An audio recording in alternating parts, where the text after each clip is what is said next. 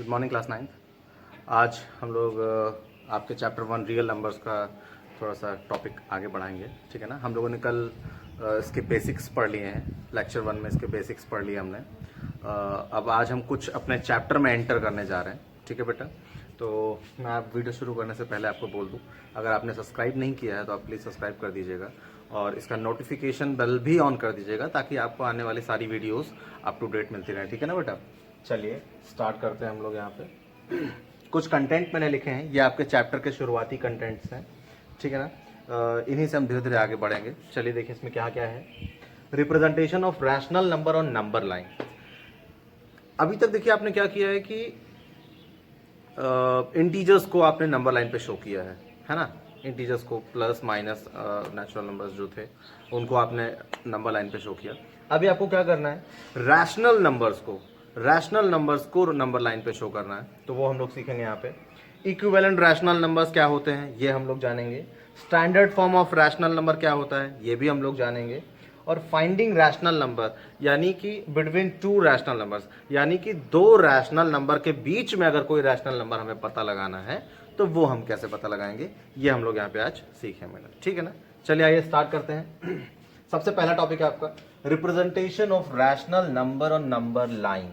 Representation of rational number on number line, ठीक है ना बेटा। चलिए थोड़ा सा मैं आपको एक छोटी सी बात बता दूं यहाँ पे।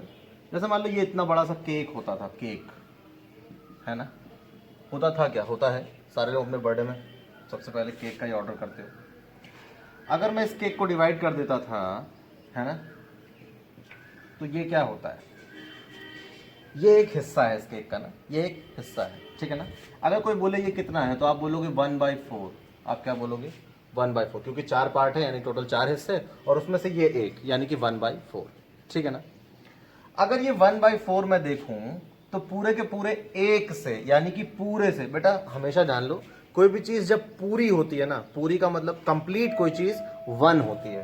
1 मतलब 100%, 100%, 100% का मतलब 100%, सेंट का मतलब भी 100 होता है, 100% है ना, 100/100 इसका मतलब 1, ठीक है ना।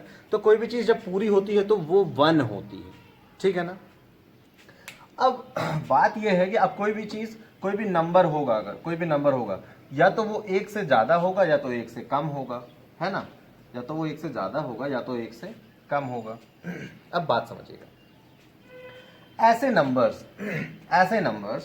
ऐसे नंबर्स जिनका न्यूमरेटर डिनोमिनेटर से छोटा होता है, जिनका न्यूमरेटर डिनोमिनेटर से छोटा होता है, यानी कि जैसे 2/3, 1/2, 3/4, 5/6, 7/8, ये सारे नंबर्स ऐसे हैं जिनका न्यूमरेटर जो है ना वो डिनोमिनेटर से छोटा है, न्यूमरेटर जो है वो डिनोमिनेटर से छोटा है। तो ये सारे के सारे नंबर जो आपको दिख रहे हैं ये बेटा 1 से छोटे होंगे। ये क्या होंगे, 1 से छोटे होंगे सारे। ये जितने नंबर आपको दिख रहे हैं ये सारे के सारे 1 से छोटे होंगे। क्यों छोटे होंगे बेटा, आइए देखते हैं। जैसे मैं बात करूं 1/2 की, अब सोचो आप डिवाइड जब करोगे बेटा, आप डिवाइड जब करोगे 1 को, आप 1 को डिवाइड करोगे 2 से तो क्या आएगा, पहले आपको डेसिमल लगा के 0 बढ़ाना पड़ेगा, है ना। अब आएगा 2 5 जा 10, अब ये कटा, है ना। तो आपने देखा कि कितना आया 0.5, यानी कि अगर मैं 1/2 को और लिखना चाहूं तो क्या लिख सकता हूं 0.5। अब बताओ ये नंबर 1 से छोटा है कि नहीं, 1 से छोटा है ना, क्योंकि ये 0 पॉइंट समथिंग है, दैट इज 5, ठीक है ना। तो ये 1 से छोटा है। अब ये आप जान लीजिए, एक कॉन्सेप्ट आप समझ लीजिए, जैसे 5/6 है, चलिए 5/6 करते हैं। 5/6, 6 से डिवाइड करना है। अब भाई ऐसे तो कट नहीं रहा है तो आप डेसिमल लगा के 0 बढ़ाओगे, सही है कि नहीं। अब 6 8 जा कितना हो जाएगा 48, बचेगा कितना 2, ठीक है ना, यानी 0.8 समथिंग, 0.8 समथिंग ये होगा ना। बात समझ में आ रही है। तो अगर एक 0 और लगा के करना चाहो तो 18 कर लो आप इसको, फिर 2 आ जाएगा, फिर वो रिपीट करने लगेगा। यानी कि जो 5/6 था इसको हम लोग क्या लिख सकते हैं 0.83 बार, 0.83 बार। या मैं अभी आगे चल के आपको बताऊंगा, आप अभी आप ऐसे ही समझिए 8.3333, ठीक है ना, क्योंकि 2 2 2 बचता चला जाएगा तो ऐसे 333 आता चला जाएगा, ठीक है। तो बेटा यहाँ पे हमने देखा कि ये नंबर 1 से छोटा है, तो ये कंक्लूजन निकल के आया भाई कि जिसका न्यूमरेटर डिनोमिनेटर से छोटा होगा, न्यूमरेटर अगर छोटा है डिनोमिनेटर से, तो वो नंबर 1 से छोटा होगा, 1 से छोटा होगा। ठीक है ना। चलिए आइए शुरू करते हैं, हम लोग रिप्रेजेंटेशन शुरू करते हैं। देखिए ध्यान से, इसमें हम लोग करते क्या है, सबसे पहले नंबर लाइन बना लेंगे। बना लीजिए भाई, नंबर लाइन बन गई है ना। बीच में 0 को टांग लेना है, 0 टंग गया हमारा। आइए अब यहाँ पे 1 लिख लो, यहाँ पे 2 लिख लो, थोड़ी थोड़ी दूर दूर पे लिखना है क्योंकि अभी बीच में पार्टीशंस करेंगे हम लोग। इधर आप -1 लिखोगे, और अगर माइनस का नंबर है तो हम और इधर भी जा सकते हैं, कोई दिक्कत वाली बात नहीं। चलिए अब 2/3 हमको डिनोट करना है ना। अब देखिए ध्यान से, अपॉन 3 डिनोमिनेटर में कौन है, 3 है ना, डिनोमिनेटर में कौन है, 3 है। यानी कि हमको अब जितने भी ये नंबर्स हैं ना, इन सब में 3-3 पार्ट करने हैं, इन सब के 3-3 पार्ट करने हैं। तो देखिए 1, 2 और ये हो गया तीसरा। ठीक है ना, 1, 2 और 3। अब देखो आप इसमें 3 हिस्से आपको दिख रहे होंगे, 1 हिस्सा, 2 हिस्सा, 3 हिस्सा। ठीक है ना, 3 हिस्से दिख रहे हैं। फिर से अब आगे करोगे आप तो 1, 2 और तीसरा तो ये है ही है। ठीक है ना, इसके भी 3 हिस्से हो गए। इधर भी अगर आपको नेगेटिव नंबर शो करना है तो आप इधर कर सकते हैं। ठीक है ना। अब बात समझिएगा, अब बात समझिए। अब अगर आप देखेंगे बेटा, तो ये जो पहला वाला नंबर होगा ना, पहला वाला ये वाला नंबर, ये आपका होगा 1/3। क्या होगा, 1/3। ठीक है ना। जो दूसरा नंबर होगा ये आपका क्या होगा, 2/3। जो तीसरा नंबर होगा ये क्या होगा आपका, 3/3। अब सोचो 3/3 का मतलब क्या होगा, 3/3 का मतलब 1 ही तो होता है। ये देखो 1 टंगा हुआ है। ठीक है ना। ऐसे ही आगे चलोगे आप तो ये हो जाएगा 4/3, और आगे आप जाओगे तो 5/3, और आगे आप जाओगे तो 6/3। अब सोचो 6/3 क्या होगा, 2 ही तो होगा, तो ये देखो 2 टंगा हुआ है। बात समझ में आई। ऐसे आप लेफ्ट साइड में आओगे तो होगा -1/3, -2/3, ये हो जाएगा -3/3। अब सोचो -3/3 कटेगा तो -1 ही तो आएगा बेटा। बात समझ में आ रही होगी शायद। ठीक है ना। तो ये है आपका। अब आपको दिखाना था कौन सा, 2/3 दिखाना है। तो हमने क्या किया, तो ये तो मैंने आपको समझाने के लिए लिखा हुआ है, ये तो आपको समझाने के लिए लिखा है। लेकिन अगर आपको 2/3 दिखाना है तो आप सिंपली कर सकते हो 0, 1, 2, इधर -1 पार्टीशन कर दीजिए। अपॉन में 3 है तो 3 पार्टीशन हो जाए। 2/3 आपको दिखाना है, 2/3 आप ऐसे कर दोगे और यहाँ लिख दोगे 2/3। ये आपका हो गया क्या, 2/3। ठीक है ना। आपको मान लीजिए कि 5/3 दिखाना है। क्या दिखाना है, मान लो आपको 5/3 दिखाना है, तो आप क्या करोगे, 0 के बाद 5 गिन लीजिए, 0 छोड़ के गिनना, ये ध्यान रखिएगा। 1, 2, 3, 4, 5, ये आपका क्या हो जाएगा बेटा, 5/3 हो जाएगा, 5/3 हो जाएगा। अच्छा 5/3 को मैं थोड़ा दूसरे मिक्स फ्रैक्शन के हिसाब से बताता हूँ। देखिए 5/3 को आप जब डिवाइड करोगे ना तो उसको लिख सकते हो 1 होल 2/3, 1 होल 2/3 है ना। ठीक है ना, 1 होल 2/3। तो अब सोचो, देखो 1 होल यहां तक हम पहुंच गए, 1 होल हो गया। 2/3 का इसके बाद 2 हिस्से और, 1, 2, तो ये हो गया। देखो इसी को हम और क्या लिख सकते हैं, 1 होल 2/3। तो ऐसे भी आपका आंसर हो सकता है। जैसे मान लीजिए आपको रिप्रेजेंट करने के लिए आया 2 होल 5/3, आपको रिप्रेजेंट करना है 2 होल 5/3। तो देखिए आप क्या करोगे, 3 2 जा 6, 3 2 जा सॉरी 2 होल 5/3 नहीं, ऐसा आएगा 2 होल 2/3, 2 होल 2/3। तो देखो कितना होगा, 3 2 जा 6, 6 + 2 8, 8/3। इसका मतलब आपको क्या दिखाना है, 8/3 दिखाना है। अगर आपसे कोई बोले 2 होल 2/3 तो आप उसको क्या करोगे, 8/3 दिखाओगे। ठीक है ना बेटा। समझिए एक बात ध्यान से, जब भी कभी डायरेक्ट आपको रैशनल फॉर्म में दिया हो तब तो अच्छी बात है, लेकिन अगर मिक्स्ड फ्रैक्शन में दिया, मिक्स्ड फ्रैक्शन में, तो आप पहले उसे इम्प्रॉपर फ्रैक्शन बना लोगे। इस तरह से आप बना लेंगे, P/Q फॉर्म में बना लेंगे, तब आप रिप्रेजेंट कर पाएंगे अच्छे से। ठीक है ना बेटा। तो ये हो गया, आप इसे पॉज करके नोट कर सकते हैं। अब इसके बाद जैसे मान लीजिए आपको दिखाना है 5/6। मान लो आपको दिखाना है -5/6। चलो देखते हैं कैसे होगा ये, -5/6। यहाँ लिखा 0। अब अपॉन में 6 है ना भाई, अपॉन में 6 है ना, तो 6 पार्ट होंगे ना, और वो भी माइनस की तरफ जाना है। तो चलिए इधर कर लेते हैं पार्टीशन। ये प्लस साइड होती है, माइनस साइड होती है। 1 2 3 4 5। अब छठवां आप बड़ा करेंगे, है ना, क्योंकि यहाँ पे 6/6 आने वाला है, तो ये 1 हो जाएगा, ये हो जाएगा -1, ठीक है ना। ऐसे इधर भी आप कर दो, 1 2 3 4 5 6, ये 1 हो जाएगा। इधर आप लिख दोगे ऐसे x' और इधर आप लिख दोगे x, ये है ना लाइन का नाम होता है, x एक्सिस का ये नाम होता है, ठीक है ना। समझिए ध्यान से, क्या हो जाएगा कि अब आपको -5/6 चाहिए, तो देखो ये 1 2 3 4 5, ये आपका क्या नंबर हो जाएगा, -5/6। आपको मान लीजिए माइनस चाहिए था -3/6,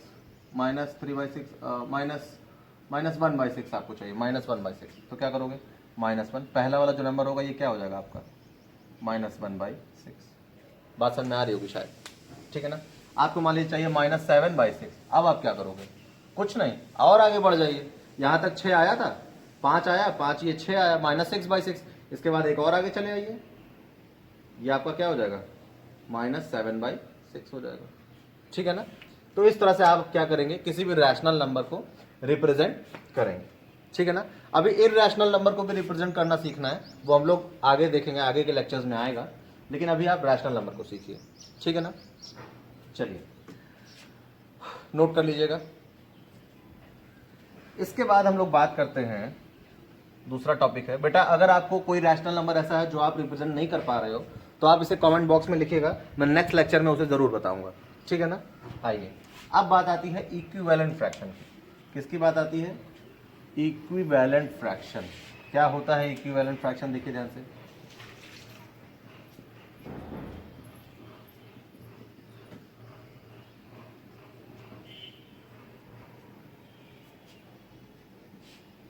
आइए देखते हैं इक्विवेलेंट फ्रैक्शन क्या होता है, समझिए। अगर मैं आपको कहूं 1/2, दिख रहा होगा, ठीक है, कोई दिक्कत नहीं है। मैं आपको बोलूं 4/8, मैं आपको बोलूं 2/4, है ना। अगर आप देख रहे होगे, थोड़ा सा मैं फिर से इसको लिख देता हूं, 1/2, 2/4, 4/8, 8/16। अब अगर आप देख रहे होगे तो आपको दिख रहा होगा ये भी 1/2 है। अगर आप इसे काटना चाहो तो ये भी 1/2 ही आ जाएगा। इसे आप काटना चाहो तो ये भी आपका क्या आ जाएगा, 1/2। इसे आप काटना चाहोगे तो ये भी आपका क्या आ जाएगा, 1/2। सही है कि नहीं। ये सारे के सारे फ्रैक्शंस 1/2 के बराबर है ना। ये जो हमने फ्रैक्शन अभी लिए हैं, 4 फ्रैक्शन, 1/2, 2/4, 4/8, 8/16, ये चारों फ्रैक्शन हमने देखा किसके बराबर है, 1/2 के बराबर आ रहे हैं। किसके बराबर आ रहे हैं, 1/2 के बराबर आ रहे हैं, है ना। तो ऐसे फ्रैक्शंस को हम लोग इक्विवेलेंट फ्रैक्शन बोलते हैं। क्या बोलते हैं, इक्विवेलेंट फ्रैक्शन, यानी जिनकी वैल्यू सेम हो, जिनकी वैल्यू सेम हो, वो ऐसे फ्रैक्शंस को हम क्या बोलते हैं, इक्विवेलेंट फ्रैक्शन। इक्विवेलेंट फ्रैक्शन मिलते कैसे हैं, जैसे आपको कोई फ्रैक्शन दे दिया जाए और आपसे बोला जाए कि इसके 4 इक्विवेलेंट फ्रैक्शन बताइए, तो बहुत सिंपल है, बहुत ही सिंपल है। कैसे करते हैं देखिए ध्यान से।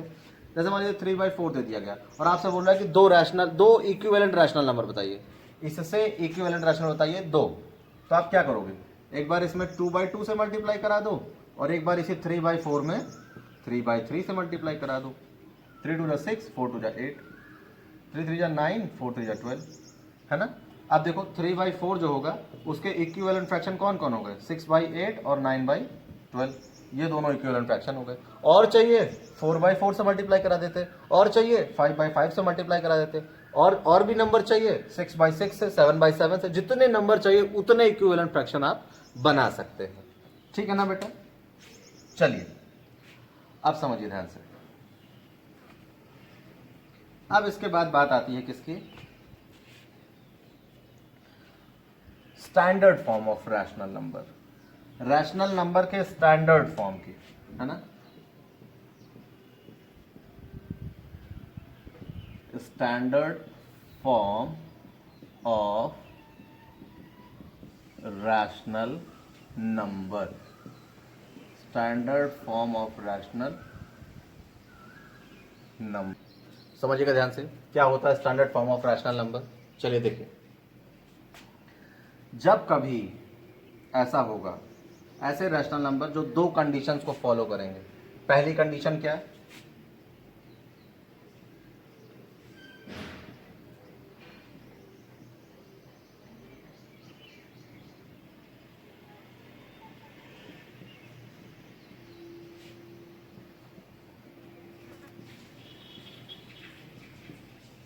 Numerator and denominator must have no factor other than one, यानी कि ऐसे फ्रैक्शंस जिनको सिर्फ और सिर्फ वन काट सकता है और कोई नंबर नहीं काट सकता। ये कंडीशन हो गई। दूसरी condition, if it is negative then negative sign must be in numerator. Negative sign must be in numerator. समझिएगा ध्यान से, न्यूमरेटर और डिनोमिनेटर के वन के अलावा कोई फैक्टर नहीं होना चाहिए। जैसे मैं कोई नंबर लिख लूं यहां पे, जैसे 3/4। अब अगर मैं देखूं तो इन दोनों को वन के अलावा कोई नहीं काट सकता। अगर हम बहुत काटने की कोशिश भी करेंगे फिर भी हम काटेंगे 1 3 जा 3, 1 4 जा 4, 1 3 जा 3, 1 4 जा 4, यही हो सकता है। यानी 3/4 को हम 3/4 ही लिख सकते हैं और कुछ हम नहीं लिख सकते। ठीक है ना? तो ये हो गया कि इनके फैक्टर सिर्फ 1 है, उसके अलावा कोई और नहीं है। लेकिन अगर मैं ये लिखता 9/12, तो अभी हम देखो इसको 1 से तो काट ही सकते हैं, लेकिन हम इसको 3 से भी काट सकते हैं। हम इसको 3 से भी काट सकते हैं, है ना? तो ये 3 से भी कट गया, यानी कि 1 के अलावा भी इसके फैक्टर हो गया। तो ये आपका स्टैंडर्ड फॉर्म 9/12 आपका स्टैंडर्ड फॉर्म नहीं होगा, है ना? स्टैंडर्ड फॉर्म हम उसी को मानेंगे जिसके बाद हम न्यूमरेटर और डिनोमिनेटर को फिर काट ना सकें। ठीक है ना? ध्यान रखिएगा, काटने का मतलब है p/q फॉर्म में ही। अगर वैसे हम काटना चाहें तो काट ही सकते हैं। 3/4 का हम काटना चाहें, डिवाइड करना चाहें, तो ये ऐसे करके डिवाइड हो जाएगा, 0 पॉइंट समथिंग ऐसे आ जाएगा, है ना? तो मैं उसकी बात नहीं कर रहा हूं, मैं p/q फॉर्म की ही बात कर रहा हूं कि मतलब काटने के बाद भी p/q फॉर्म में रहना चाहिए। ठीक है ना? अगर कोई रैशनल नंबर काटने के बाद भी p/q फॉर्म में है तो वो स्टैंडर्ड फॉर्म नहीं है। ठीक है ना? बात समझ में आ रही है? बात समझ में आ रही है? चलिए, जैसे मैं और ले लूं 4/16 है, ये स्टैंडर्ड फॉर्म नहीं होगा। क्यों? क्योंकि हम चाहें तो ये कट सकता है, ये 1/4 हो जाएगा। यानी कि इन दोनों 4/16 जो है, इसमें इन दोनों का फैक्टर 1 तो है ही, 1 के साथ साथ 2 भी इसका फैक्टर है, 1 के साथ 2 के साथ साथ 4 भी इसका फैक्टर है। तो 1 के अलावा भी बहुत सारे फैक्टर है ना, तो ये इसका मतलब है कि ये क्या नहीं है, स्टैंडर्ड फॉर्म में ये रैशनल नंबर नहीं है। एक शॉर्ट बात मैं बोलूं तो numerator and denominator must be co-prime. Co-prime मैंने आपको बताया है लास्ट लेक्चर में, आप उसे देखोगे। अगर आपने नहीं देखा है तो आप प्लीज उसे जरूर देखिएगा, वो बहुत इंपॉर्टेंट चीज है। तो numerator and denominator must be co-prime, यानी उनके 1 से अलावा कोई फैक्टर नहीं होना चाहिए। दूसरा ये है कि नेगेटिव अगर है, अगर वो हमारा रैशनल नंबर नेगेटिव है तो नेगेटिव साइन न्यूमरेटर में ही होना चाहिए। यानी कि हम ऐसा नहीं लिख सकते, हम -1/-2 नहीं लिख सकते। अगर ये माइनस है तो उसको ऊपर भेज देंगे, हम तुरंत ऊपर भेज देंगे, -1/2 हो जाएगा। ठीक है ना? यानी कि अगर उसमें नेगेटिव साइन है तो वो ऊपर ही होना चाहिए, डिनोमिनेटर में माइनस साइन नहीं होता कभी भी। किसी को हम माइनस से नहीं डिवाइड कर सकते ना, माइनस से डिवाइड करना है तो वो माइनस ऑटोमेटिक ऊपर चला जाएगा और फिर डिवाइड होगा, जो क्वोशंट आएगा वो माइनस में आएगा। ठीक है ना बेटा? चलिए, तो ये आपका होगा स्टैंडर्ड फॉर्म कि कोई नंबर जब इस तरीके से होगा कि उसको हम और भी डिवाइड ना कर सके किसी नंबर से, न्यूमरेटर डिनोमिनेटर को, और उसका माइनस साइन अगर है तो वो न्यूमरेटर में हो। अगर इस फॉर्म का कोई रैशनल नंबर है तो वो स्टैंडर्ड फॉर्म में होगा, नहीं तो वो स्टैंडर्ड फॉर्म नहीं होगा। जैसे आ गया कि -9/12 को आप स्टैंडर्ड फॉर्म में चेंज करिए, तो क्या करोगे? जैसे ये माइनस नीचे आ गया तो आप क्या करोगे? 3 3 जा 9, 3 4 जा 12।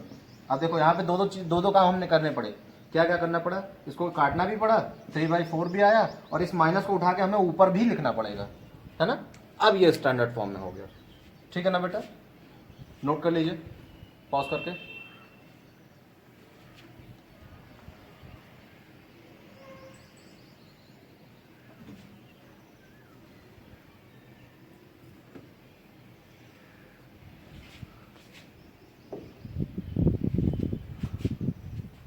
अब इसके बाद बात आती है हमारे 4th पॉइंट की। क्या है?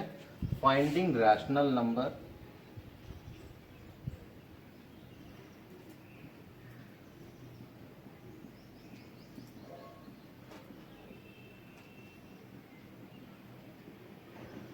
बिटवीन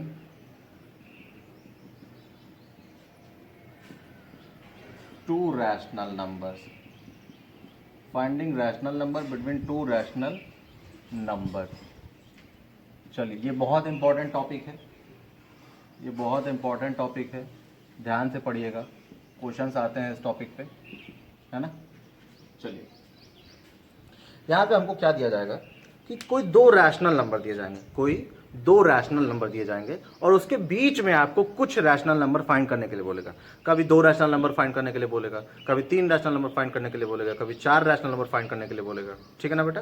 तो हम लोग को क्या होगा, यहाँ पे दो रैशनल नंबर दिए जाएंगे और उनके बीच में कुछ रैशनल नंबर फाइंड करने के लिए बोलेगा। जैसे मैं एक क्वेश्चन ले लेता हूँ, 1/2 एंड 2/3। मैं थोड़ा सा अच्छे से लिख देता हूँ।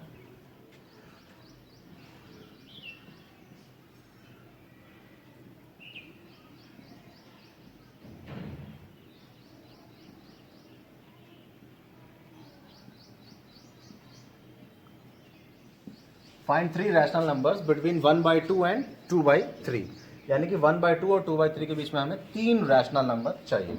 तो चलिए देखिए, सबसे पहले हम क्या करते हैं बेटा, सबसे पहले हम ये चेकआउट करते हैं कि दोनों जो नंबर हमें दिया गया है उन दोनों का डिनोमिनेटर सेम है या नहीं, दोनों का डिनोमिनेटर सेम है या नहीं।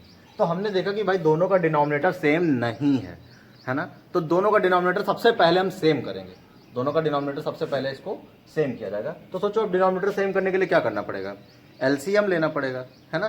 तो 2 और 3 का एलसीएम कितना होता है, 6। 2 और 3 का एलसीएम कितना होता है, 6 ना। तो चलिए हम इसको भी 6 बनाएंगे और इसको भी 6 बनाएंगे। अब इसको 6 बनाने के लिए क्या करना पड़ेगा, हमें 3 से मल्टीप्लाई करना पड़ेगा। 2 3 या 6 तो हो जाएगा, लेकिन सिर्फ नीचे नहीं करा सकते ना, फिर हमारा ये रैशनल नंबर चेंज हो जाएगा ना। तो हमें ऊपर भी कराना पड़ेगा, यानी हम इसमें 3/3 से मल्टीप्लाई करा देंगे। अब देखो यहाँ पे इक्विवेलेंट फ्रैक्शन का कॉन्सेप्ट आ गया, है ना, क्योंकि 1/2 को हमें इस रैशनल नंबर को चेंज भी नहीं करना है और लेकिन इसका डिनोमिनेटर हमें 6 भी बनाना है। तो हम कैसे करेंगे, हम 3/3 से मल्टीप्लाई कर दिए, अब ये आ गया 3/6, है ना। अब देखो 1/2 और 3/6 ये इक्विवेलेंट फ्रैक्शन है। इसी तरह इसको 6 बनाना है तो क्या करेंगे, ऊपर नीचे 2/2 से मल्टीप्लाई करा देंगे, ये हो जाएगा 2 2 जा 4 और नीचे हो जाएगा 3 2 जा 6। बात समझ में आ गई ना। अब हम यहाँ पे देख रहे हैं कि दोनों का डिनोमिनेटर सेम है, ठीक है ना। कभी कभी ऐसा भी होता है कि जो नंबर दिए गए हैं हमें उनका डिनोमिनेटर ऑलरेडी सेम रहता है, तो फिर हम ये काम करने से बच जाएंगे, ये काम हमें नहीं करना पड़ेगा। अब डिनोमिनेटर तो सेम हो गया, लेकिन हम देखें क्या न्यूमरेटर के बीच में हमें कोई नंबर मिल रहा है, 3 और 4 के बीच में कोई नंबर मिल रहा है, नहीं मिल रहा है। तो क्या करेंगे समझिए ध्यान से।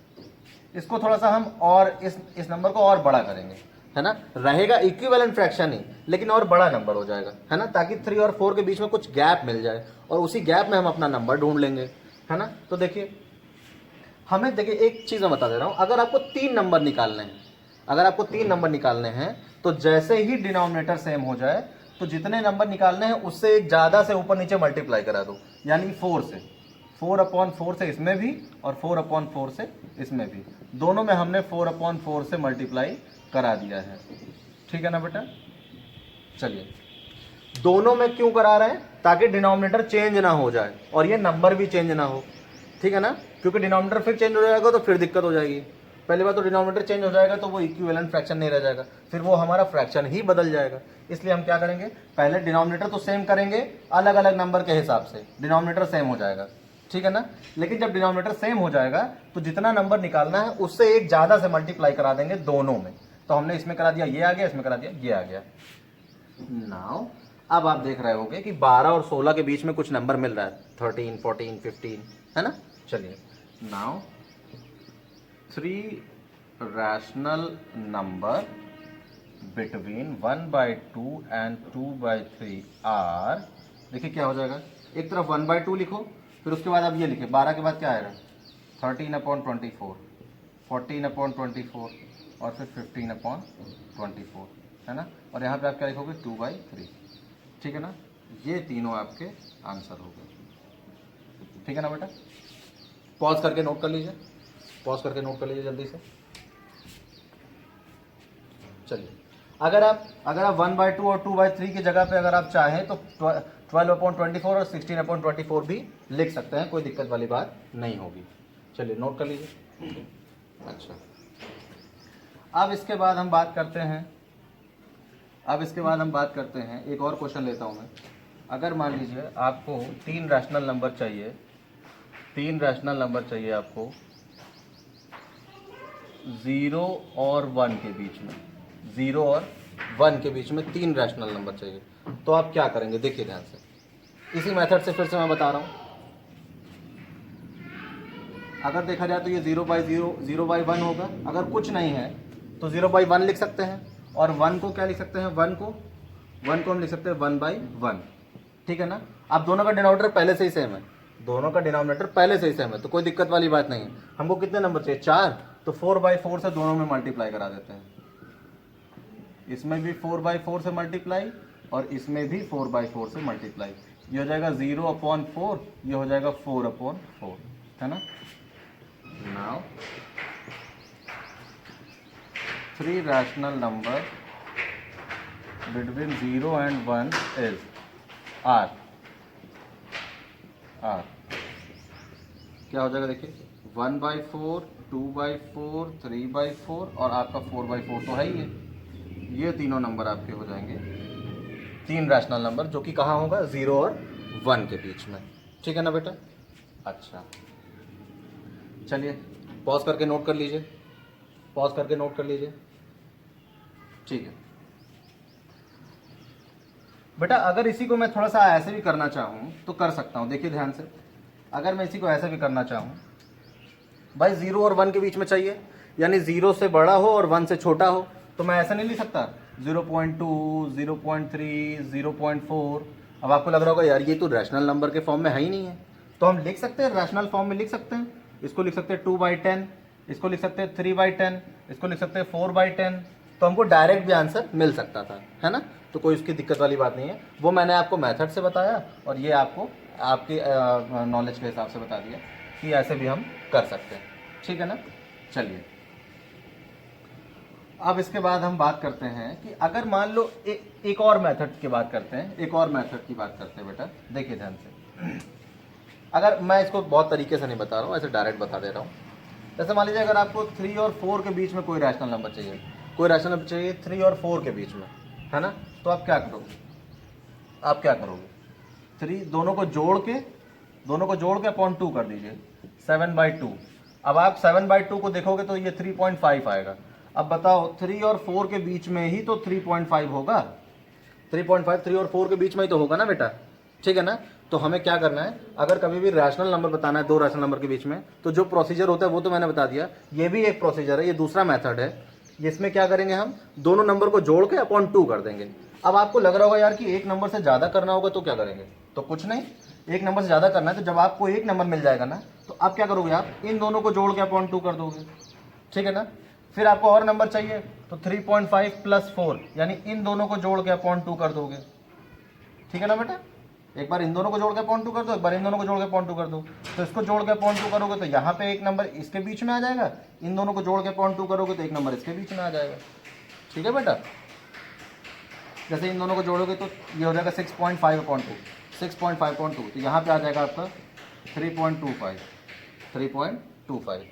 ये नंबर आपका आ जाएगा, ठीक है ना बेटा। कोई दिक्कत नहीं होगी शायद यहाँ तक। तो इस तरह से हम लोग ये क्वेश्चंस कर सकते हैं रैशनल नंबर फाइंड करने वाले, ठीक है ना बेटा। आज हम लोग यहीं पे अपना टॉपिक को रोकते हैं, ठीक है। फिर हम लोग इसके आगे नेक्स्ट लेक्चर पढ़ेंगे। अब बेटा ये इसके आगे जैसे ही नेक्स्ट टॉपिक आते जाएंगे ना, वो बहुत ही इंटरेस्टिंग टॉपिक होंगे, आपको बहुत ही मज़ा आएगा। लेकिन बस बात ये होनी चाहिए कि आप भी कंटिन्यू उसे पढ़ते रहो, ठीक है ना बेटा। सिर्फ वीडियो एक मूवी की तरह देख लेने से कुछ नहीं होगा, आपको खुद भी थोड़ा सा मेहनत करना पड़ेगा। इसलिए प्लीज़ आप खुद भी कुछ मेहनत करिएगा, बाकी मैं करता हूँ यहाँ पे और सब कुछ एकदम क्लियर हो जाएगा, ठीक है। चलिए फिर मिलते हैं नेक्स्ट लेक्चर में। Thank you.